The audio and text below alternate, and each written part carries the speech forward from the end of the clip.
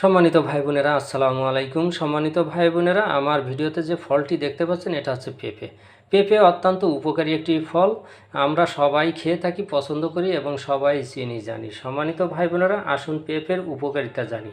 পেঁপে খেতে খুবই সুস্বাদু। 100 গ্রাম পেঁপেতে আছে 39 ক্যালোরি, প্রোটিন, কার্বোহাইড্রেট, আঁশ, ভিটামিন এ, বি, সি ও ডি আছে।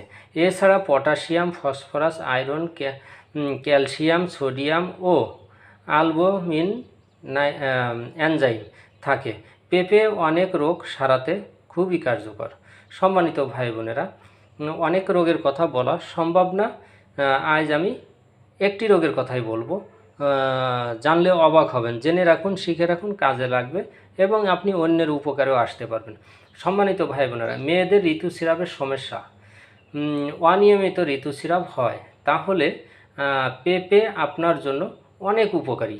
এক্ষেত্রে কাঁচা বা পাকা পেঁপের জুস খেতে হবে। নিয়মিত পেঁপের জুস খেলে ঋতুস্রাব ভালো হয়। তো সম্মানিত ভাই বোনেরা, ভিডিওটি ভালো লাগলে লাইক ফলো দিয়ে পাশে থাকবেন ইনশাআল্লাহ।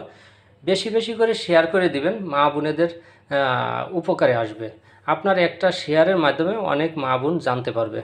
এজন্য আপনি একটু বেশি বেশি করে শেয়ার করে দিবেন, সবার উপকারের জন্য চিন্তা করে।